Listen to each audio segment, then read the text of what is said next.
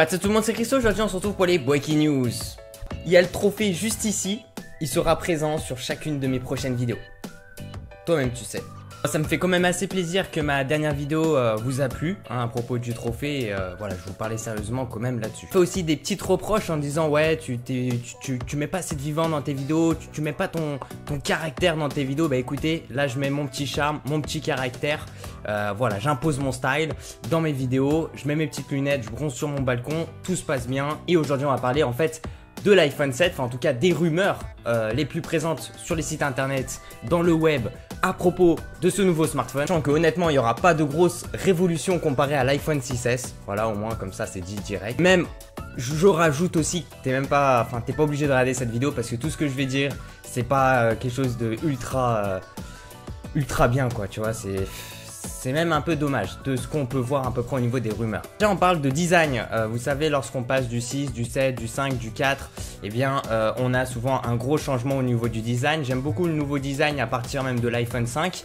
Et the problem is that apparemment pour l'iPhone 7 il n'y aura pas de gros changements, sauf que on risque d'enlever ces deux petites lignes. Vous savez il y a des deux petites lignes là qui sont juste ici. Eh bien on risque de les enlever et avoir 1 mm de moins en épaisseur. Voilà, c'est des grosses nouveautés en termes de design. Attention les gens, hein, c'est que des rumeurs, peut-être qu'on va se retrouver avec quelque chose de carrément innovant, je ne sais pas, mais de ce qu'on peut voir et tout, il risque pas d'avoir de gros changements. D'après le Wall Street Journal et de pas mal aussi d'autres sites internet, mais je précise ce journal là parce que c'est quand même, voilà, c'est on va dire the biggest of the biggest, qui précise que en fait il y aura une version de 4,7 pouces et d'une version de 5,5 pouces, en gros un peu comme l'iPhone 6 et l'iPhone 6S, sachant qu'il y aura aussi bien sûr le 3D Touch qui sera inclus dans l'iPhone 7 apparemment, ce qui paraît aussi logique, sachant que le 3D Touch en fait rend le smartphone un peu plus épais. Vous savez, c'est lorsque vous allez enfoncer un peu sur l'écran, vous allez donner une petite force sur l'écran et comme ça il y aura des petites choses qui apparaîtront en plus. Et c'est vrai que ça sert quand même à quelque chose. Si c'est que maintenant on cherche des smartphones encore plus fins et que malheureusement le 3D Touch fait en sorte que le smartphone est un peu plus épais. C'est pour ça que l'iPhone 6S est plus épais que l'iPhone 6 et que l'iPhone 7, vu qu'il va intégrer le 3D Touch, eh bien il sera 1 mm plus fin, mais qu'il sera normalement pas plus fin que l'iPhone 6. Honnêtement, je me suis un peu perdu aussi là-dedans. En gros, logiquement, l'iPhone 7 sera pas plus fin que l'iPhone 6 parce qu'il comportera le 3D Touch. Voilà, tout simplement. J'ai oublié un petit truc là, une autre petite parenthèse, c'est que en fait, on parle aussi d'un iPhone 7 qui ne comportera plus, vous savez, cet embout femelle jack 3,5 mm où il va falloir mettre un mâle 3,5 mm à l'intérieur du trou. C'est-à-dire que normalement, il devrait s'agir, et bien, il n'aura plus de jack dans l'iPhone. Donc en gros, on passera par un câble Lightning. Vous savez, c'est le câble d'alimentation qu'on retrouve actuellement depuis l'iPhone 5, si je dis pas de bêtises. Et voilà, en fait, il y aura aussi une transmission d'audio aussi qui passera aussi dans ce câble-là, c'est-à-dire qu'il fera alimentation et normalement aussi, à la fois, il enverra du son. Enfin, il y aura un passage où il y aura une transmission de son. Voilà, je suis en train de m'y perdre encore, mais le son pourra passer aux écouteurs. Alors, il y en a qui sont pour, il y en a qui sont contre. Moi, perso, je suis contre.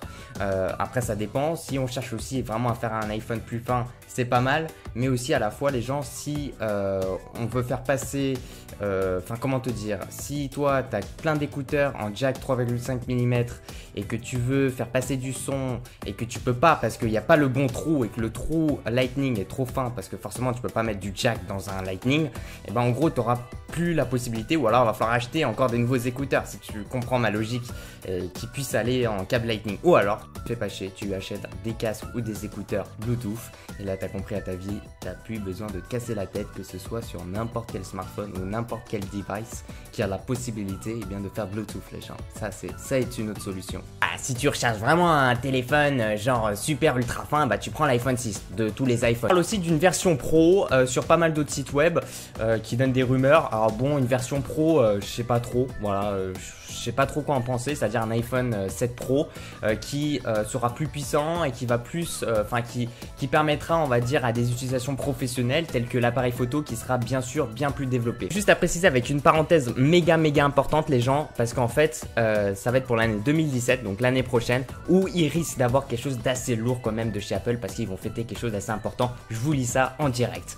Alors Apple souhaiterait davantage marquer le coup pour fêter les 10 ans de l'iPhone en 2017. La société opterait pour un design radicalement différent, faisant fi du bouton accueil pour intégrer directement un lecteur d'empreintes digitales dans un écran incurvé. Inutile de préciser que l'iPhone 8 entre guillemets donnera naissance aux fantasmes les plus fous de la part des aficionados. Je sais pas ce que ça veut dire mais je vous le dis quand même. En diverses sources, le designer d'Apple, Johnny, man. Vous connaissez Johnny ou pas, le designer et tout? Moi je suis tombé sur ça en oral cette année, c'est pour ça que je connais Johnny de chez Apple, le designer et tout.